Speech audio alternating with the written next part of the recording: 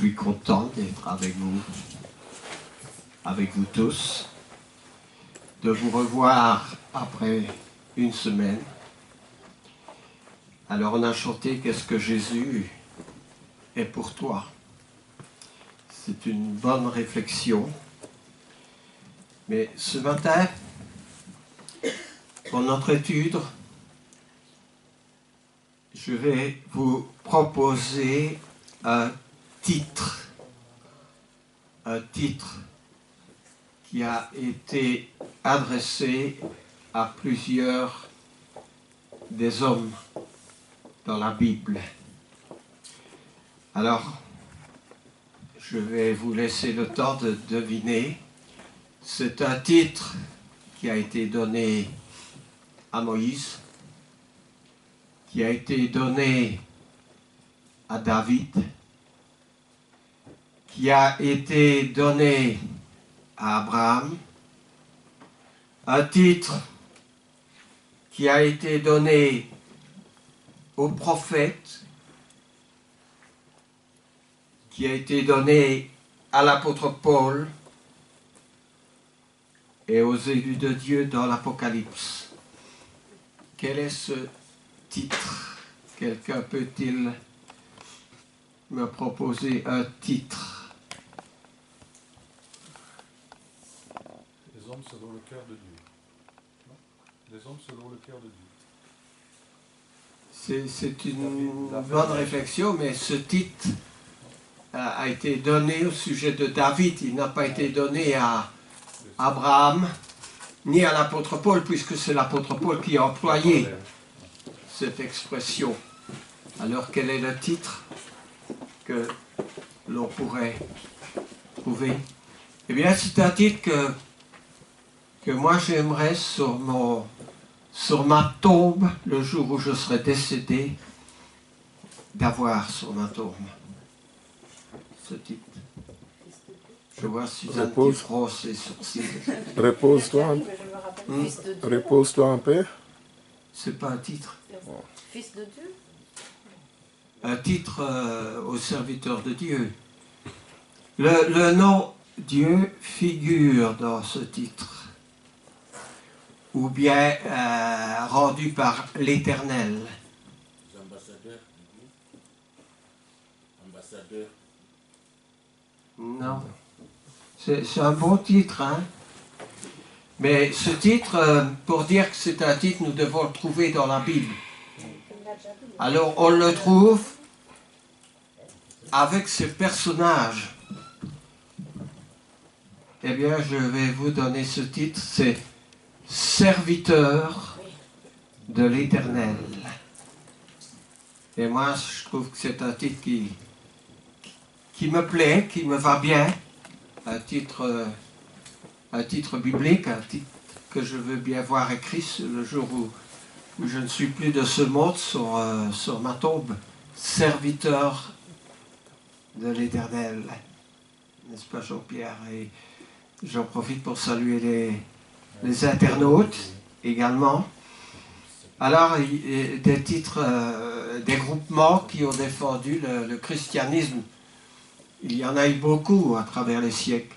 Il y a eu par exemple les Templiers, n'est-ce pas, qui étaient un groupement qui était parmi les croisades au XIIe siècle, c'était les défenseurs, en quelque sorte, mais ils avaient la croix dans une main et l'épée dans l'autre. Mais ils ont bien défendu les pauvres, ceux qui avaient faim, donc je ne vais pas du tout faire un procès aux Templiers, mais il y a ces gens qui se sont revendiqués du christianisme comme étant les croisés, avec une épée dans la main, et puis il y a les serviteurs de l'Éternel. Et Moïse était un serviteur de l'Éternel. Et nous verrons après ces différents titres qui leur sont donnés, mais nous allons avoir une réflexion ce matin. Pourquoi le titre de serviteur leur était donné? Et après avoir cité tous ces gens-là, ce titre est également donné aux élus. Or, les élus, c'est vous, c'est moi, c'est nous, n'est-ce pas? Pourquoi ce titre de serviteur de Dieu? Qu'est-ce que nous faisons pour rendre service à Dieu? Et en même temps, arrivant à la fin de cette année, qui fut une année de grâce pour nous, nous pouvons nous poser la question, qu'est-ce que nous pouvons envisager de faire pour l'année suivante, pour l'Éternel? Parce qu'il est bien évident que cette qualification qui était donnée à Moïse, Abraham, David et d'autres, ce sont des gens qui ne se sont pas arrêtés le 31 décembre, mais généralement qui ont fait mieux encore dans la suite de leur vie, n'est-ce pas? Avec leur expérience, avec leur force, avec la mission qui était présente, quelle que soit leur mission n'était pas nécessairement la même que notre mission, mais elle était la mission du Dieu Tout-Puissant quand même. Alors qu'est-ce que nous allons pouvoir faire l'année prochaine que peut-être nous n'avons pas encore fait cette année-ci ou jusque maintenant? Alors, le mot serviteur dans la Bible, il prend deux sens opposés selon les dispositions de la personne. Il y a soit la soumission, parce qu'un serviteur est quelqu'un qui est soumis, soit la soumission de l'homme à Dieu, et quand je dis l'homme, bien entendu, c'est le terme anthropos qui comprend la femme également, ou soit la soumission, et nous prendrons un synonyme, l'asservissement de l'homme à l'homme. Nous le voyons dans tous les systèmes de l'esclavage, notamment. Et il n'y a pas que l'esclave à un homme, nous pouvons être l'esclave du diable aussi. Dans la Bible, c'est bien stipulé. Alors, quand je vais dans l'épître de Paul aux Romains, c'est une épître qu'il a écrite à Rome dans l'année 58 de notre ère. Paul se trouvait à ce moment-là dans la ville de Corinthe, quand il a adressé une lettre à l'église à Rome, au chapitre 6, et à partir du verset 16, l'apôtre Paul dit, « Ne savez-vous pas qu'en vous livrant à quelqu'un comme esclave,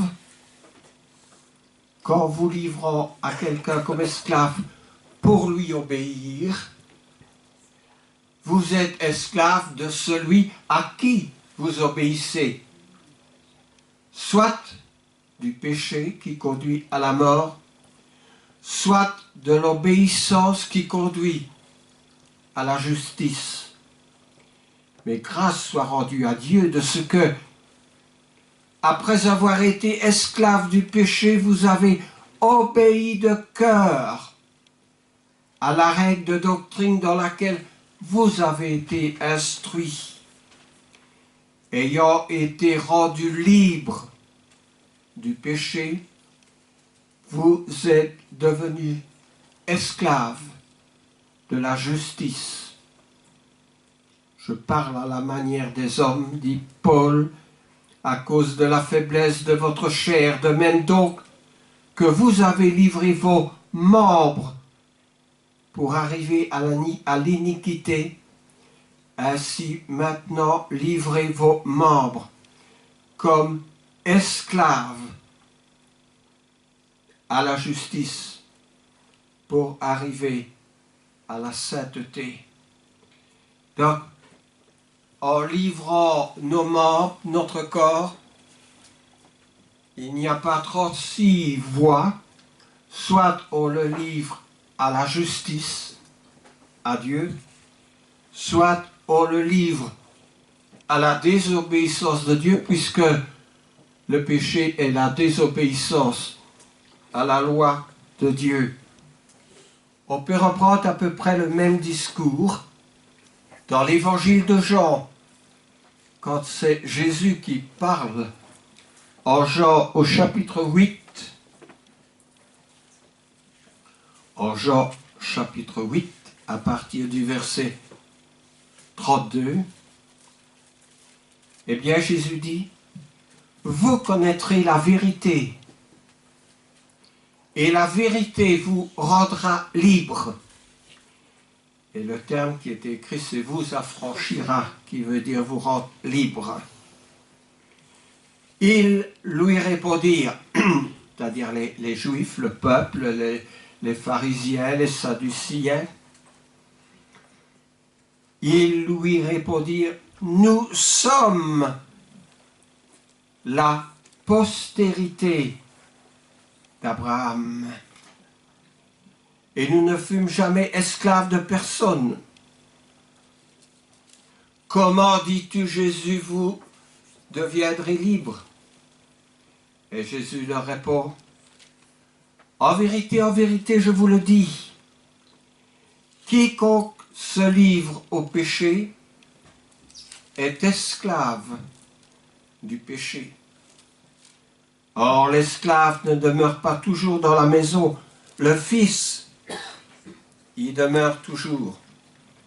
Si donc le Fils, c'est-à-dire Jésus, vous rend libre, vous serez réellement libre. » Et alors, il y a un grand dialogue qui s'entretient entre Jésus et évidemment entre Jésus et les Juifs.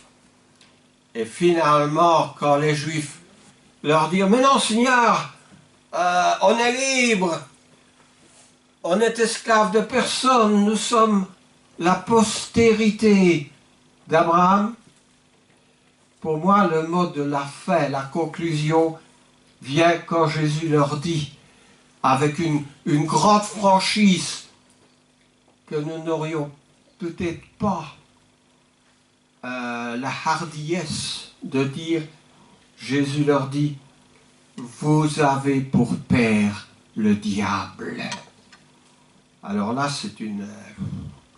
c'est fort de s'entendre dire ça. Ils sont dans le temple. Ils sont là pour leurs affaires courantes, pour adorer Dieu, pour vivre la vie de Dieu, selon la loi de Moïse. Et voici que ce jeune prédicateur, puisque Jésus a 30 ans, il est encore jeune, n'est-ce pas, vient les contredire, il y a une confrontation, et Jésus leur dit, mais vous avez pour père le diable, et vous voulez, ajoute Jésus, accomplir les désirs de votre père. Il a été meurtrier dès le commencement.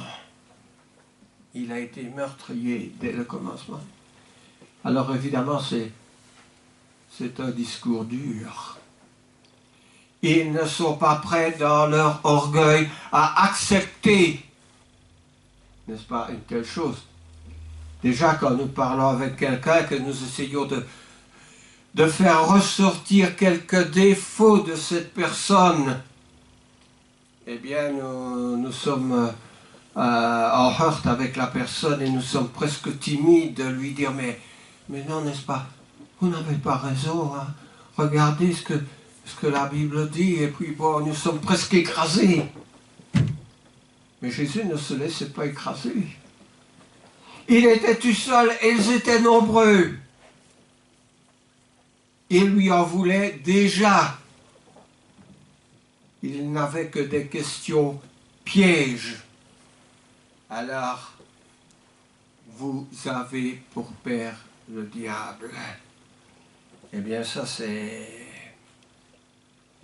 dur à entendre. L'histoire du salut nous apprend que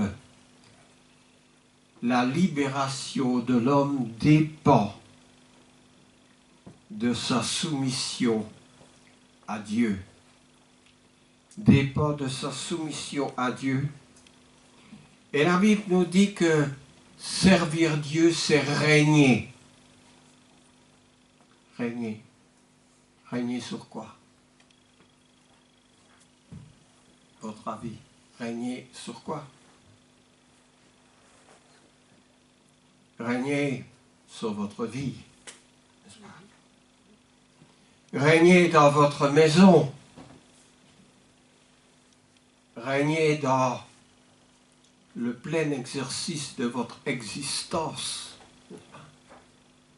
Vous allez travailler, vous êtes évidemment soumis au patron qui vous engage et qui vous dit quelle partie de l'endroit où vous allez travailler, comment vous allez vous servir de la machine, quel endroit vous allez distribuer ce que vous avez à distribuer. Mais quand vous avez fait ce qui est redevable de faire, eh bien, évidemment, vous êtes libre, n'est-ce pas? Libre d'organiser votre temps, libre de manger en général ce que vous voulez, libre lorsque vous ouvrez votre récepteur de choisir la chaîne que vous voulez sur votre télévision. Vous avez une grande liberté, libre d'aller vous coucher à l'heure que vous voulez, de manger la sorte de nourriture que vous avez envie, libre de prier. Votre cœur est libre pour servir Dieu. Vous serez, dit Jésus, réellement libre. Quelqu'un qui n'est pas à Jésus, il est souvent tourmenté. Tourmenté par l'orgueil, il regarde autour de lui, il a envie de ce que les autres possèdent. Il se trouve devant une vitrine d'un choix innombrable. Son envie se porte et se porte toujours vers des choses. Nous, le chrétien, nous sommes libres, dit Jésus. Alors nous n'avons pas pour père le diable, parce que celui qui a pour père le diable, il fait évidemment l'œuvre de son père, n'est-ce pas? Et Jésus dit, il a été meurtrier dès le commencement. Comment voyons-nous cela? Il a été meurtrier dès le commencement. Dès le commencement, Dieu crée l'homme et la femme et dit à l'homme, voilà, tu peux te servir de tout ce qui est autour de toi, sauf d'une chose. Et le diable lui dit, mais sauf de cette chose-là. Mais non, vas-y, tu deviendras comme Dieu si tu consommes de cette chose-là. L'homme en a consommé, l'homme et son épouse. Puis ils ont vu qui était le plus fort, qui avait raison, n'est-ce pas? Parce que après en avoir consommé, ils ont perdu leur immortalité. Ils ont été soumis au travail, ils ont été soumis à toutes sortes de règles. Et finalement, à cette règle qu'après un certain laps de temps, ils sont morts. Ce n'est pas cela que Dieu les destinait. Dieu nous permet aujourd'hui de rattraper cette immortalité, non pas dans notre corps physique, mais après notre existence. Il a été meurtrier. Caïn et Abel. Un autre exemple, n'est-ce pas, de ce que peut être un meurtrier. Il a tué son frère. Et toute l'histoire d'humanité n'est qu'une tuerie. Siècle après siècle. Et lorsque nous arrivons dans le 20e, ce sont des guerres meurtrières parce qu'on envoie des centaines d'hommes, des milliers d'hommes, des centaines de milliers d'hommes, on les envoie se faire tuer dans des assauts où il n'est pas possible d'être vainqueur. Alors, Jésus dit, et c'est depuis la création, mais Jésus rappelle, tu craindras l'Éternel, ton Dieu. Est-ce que quelqu'un peut dire la phrase suivante? Tu craindras l'Éternel, ton Dieu, tu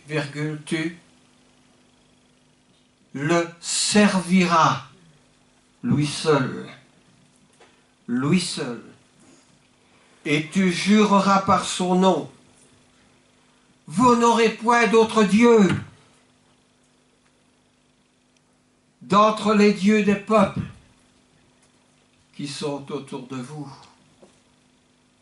Vous n'aurez point d'autre Dieu. Oh non, Seigneur, on n'a pas d'autre Dieu. Vous répondrez peut-être parce qu'il n'existe pas d'autre Dieu. Est-ce que les objets de notre convoitise ne sont pas des petits dieux avec un petit d minuscule, n'est-ce pas? Nos dieux, ça peut être le football, la télévision, ça peut être une foule de choses, n'est-ce pas, qui font l'objet de la convoitise de notre cœur. Mais tu le serviras lui seul. Et c'est d'abord la première chose qui doit compter dans notre vie, c'est de servir Dieu.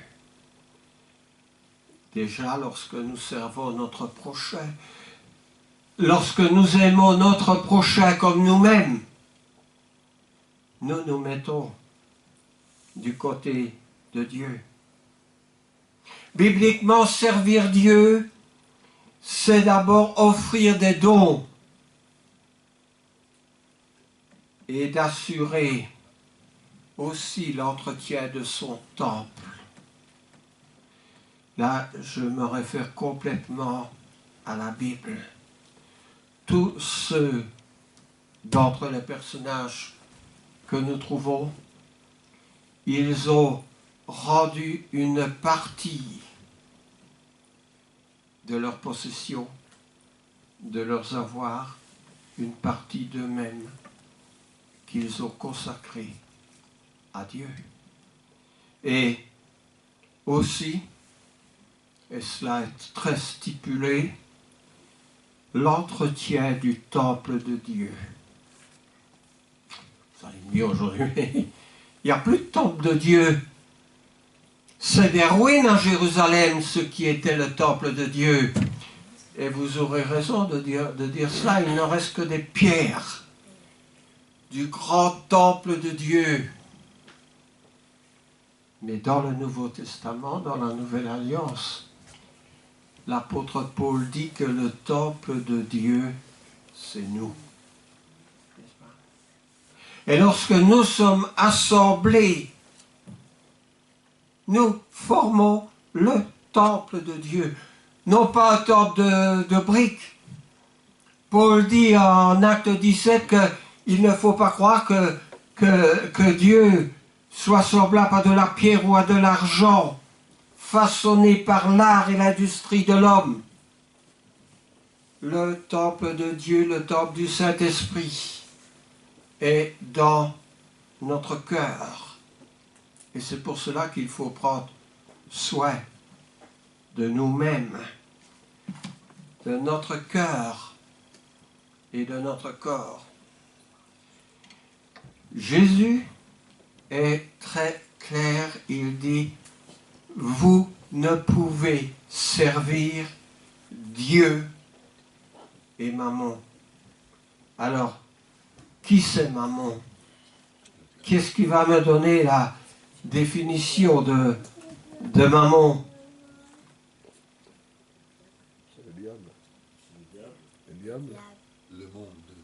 C'est mieux quelque chose de plus précis. Le monde. On ne peut pas servir Quelque chose de Dieu et plus dans- précis encore. La richesse. Mammon était le dieu de l'argent. N'est-ce pas? Mammon est le dieu de l'argent. Évidemment, je citais que nous avons peut-être tous des petits dieux, pour l'un qui est la TV, l'autre autre chose. Mais notre argent peut être aussi notre petit dieu. N'est-ce pas, avec un petit D minuscule. Vous ne pouvez servir Dieu et Mammon. N'est-ce pas? Alors il est bien évident que nous sommes venus dans ce monde nus et que nous allons repartir. Je veux dire que nous allons quitter ce monde nus également. Tu es poussière et tu retourneras en poussière. Il y en a qui n'ont pas d'argent. Il y en a beaucoup sur cette planète Terre qui sont des mal logés, des sans-abri. Mais il y en a aussi qui ont des avoirs. Je veux lire en Matthieu au chapitre 6, à partir du verset 24. Matthieu 6, à partir du verset 24. Nul ne peut servir de maître, car ou il haïra l'un et aimera l'autre, ou il s'attachera à l'un et méprisera l'autre. Vous, dit Jésus, vous ne pouvez servir Dieu et Mammon. C'est pourquoi, regardez bien le contexte, il va nous définir Mammon. C'est pourquoi je vous dis, ne vous inquiétez pas pour votre vie, de ce que vous mangerez, ni pour votre corps de quoi vous serez vêtus. La vie ne vaut-elle pas plus que la nourriture? Et le corps plus que le vêtement? Puis Jésus leur dit, regardez les oiseaux du ciel. Ils ne sèment ni ne moissonnent. Ils n'amassent rien dans des greniers. Et votre Père céleste les nourrit. Ne valez-vous pas, demande Jésus, ne valez-vous pas plus qu'eux? Qui de vous, par ses inquiétudes, et nous avons tous des inquiétudes, n'est-ce pas? Qui de vous, par ses inquiétudes, peut ajouter une coudée à la durée de sa vie? Je suis dans le verset 28 de Matthieu 6. Et pourquoi vous inquiétez au sujet du vêtement? Comment croissent les lys des champs, et elles ne travaillent ni ne filent? Cependant, je vous dis, ajoute Jésus, que Salomon, même dans toute sa gloire, n'a pas été vêtu comme l'un d'eux. Si Dieu revêt ainsi l'herbe des champs, qui existe aujourd'hui et qui demain sera jetée au four, ne vous vêtira-t-il pas à plus forte raison, gens de peu de foi? Ne vous inquiétez donc point et ne dites pas, que mangerons-nous? Que boirons-nous? De quoi serons-nous vêtus? Car toutes ces choses, ce sont les païens qui les recherchent. Votre Père Céleste sait que vous en avez besoin. Cherchez premièrement le royaume et la justice de Dieu, et toutes ces choses vous seront données par-dessus. Ne vous inquiétez donc pas du lendemain, car le lendemain aura soin de lui-même. À chaque jour, dit Jésus, suffit sa peine. Trouvez-vous que Jésus a tort? Qui parmi nous contredirait Jésus dans ce qu'il dit? Notre vie vaut plus que le vêtement et personne ne peut ajouter un seul jour à la durée de sa vie. Mais qui est le plus grand? En Luc, au chapitre 22, Jésus répond à la question entre les versets 24 et 30. En Luc 22, les versets 24 à 30, eh bien, Jésus dit ceci. Il s'élèvera aussi parmi les apôtres une contestation. Lequel d'entre eux devait être estimé le plus grand? Jésus leur dit, les rois des nations les maltraitent, et ceux qui les dominent sont appelés bienfaiteurs.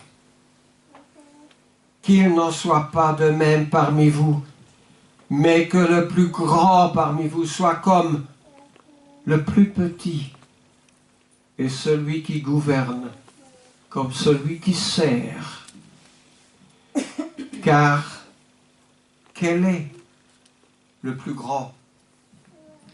Celui qui est à table ou celui qui sert? N'est-ce pas celui qui est à table? Et moi cependant je suis au milieu de vous comme celui qui sert. Vous êtes des cieux qui avez persévéré avec moi dans mes épreuves. C'est pourquoi je dispose du royaume en votre faveur, comme mon Père en a disposé en ma faveur, afin que vous mangiez et buvez à ma table dans mon royaume, et que vous soyez assis sur des trônes pour juger les 12 tribus d'Israël. Quel est le plus grand? Celui qui sert? Ou, dit Jésus, celui qui est à table? Évidemment, celui qui est à table, qui est assis. Et Jésus dit, et cependant, moi je sers. Jésus se place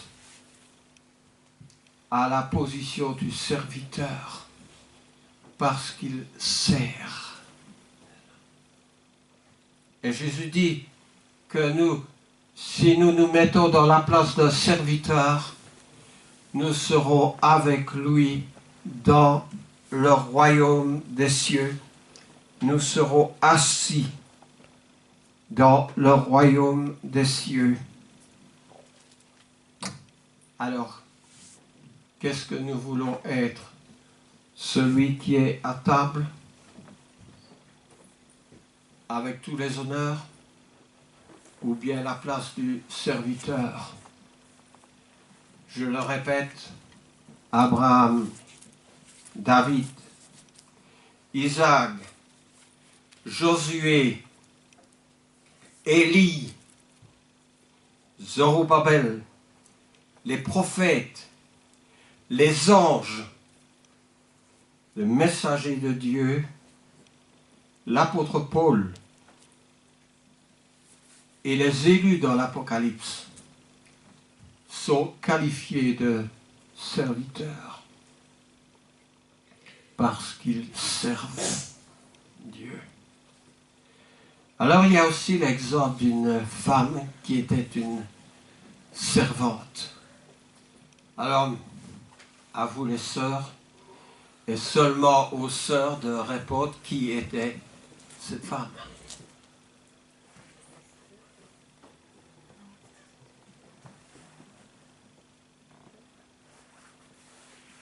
Bon, je vais vous mettre sur la voie. Cette femme dit elle-même, je suis la servante du Seigneur.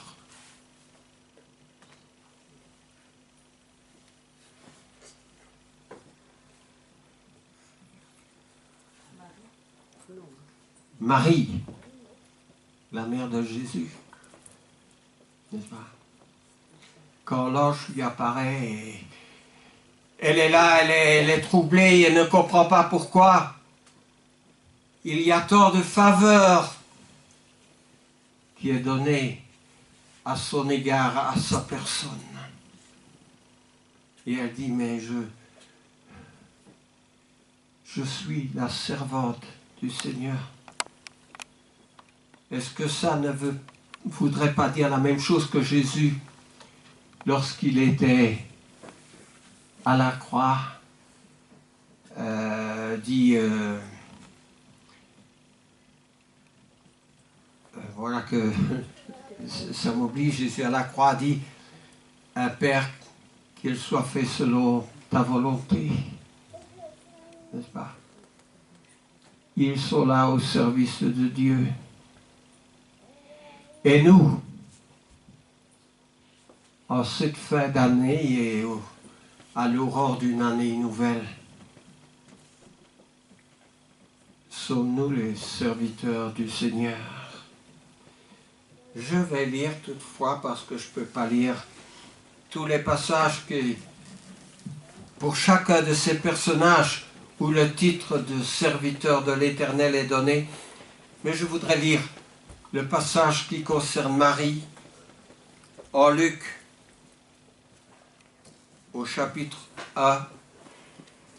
Luc au chapitre 1, et il y a 4 versets que nous allons lire, qui est les versets 34, 35, 36, 37 et 38 dans l'évangile de Luc, chapitre 1.